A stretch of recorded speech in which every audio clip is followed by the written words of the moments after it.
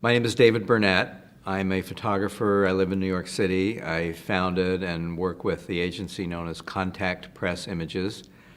Been around for unbelievably about 35 years already. First round, there's not much, a picture or a story will go to the next round with merely one vote. So there's not any discussion.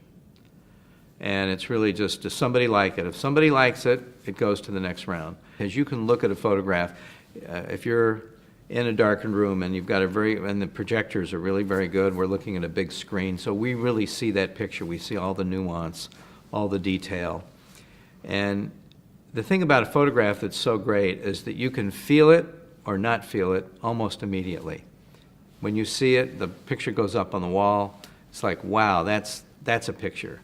It's a real challenge to anybody with an eye to be able to kind of wade through as much material as we've seen and still be able to see it very fresh. And the really great thing about it, time after time over the last few days, you'd be in the middle of a series about daily life or something, and you know, you'd get maybe the fourth or fifth story on a subject, but somewhere in there, a photographer had come up with an incredibly different way of showing what 4 or 5 other people in the previous hour that you'd looked at hadn't done. They tell me it's Thursday, so if it's Thursday, this must be the day that the first week's judges and the second round of judges all meet, and we kind of do this passing of the torch. And there are just a couple of us who are going to stay all the way through the rest of it. But this is where it really gets exciting. The difficult thing about the first round of looking at so many pictures is really being able to stay focused for long enough to give every picture its flash of light and let it, whether or not it works or it doesn't work so well, sink in. And that's really what we've done in the last couple of days. We're 5 very serious people with each of whom has a very particular sense of humor.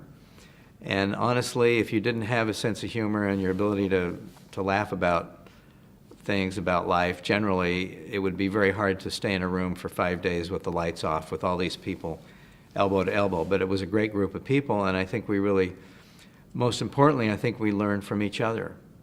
And that's always what I love about coming to a situation where I get to share, be on a jury with a group of my colleagues, is that I think I probably get way more out of it than whatever it is that we give back. I mean, I think we feel like the mere presence of these really smart and intelligent and insightful people is something that's you don't get in everyday life, and so it's really something to enjoy and to treasure.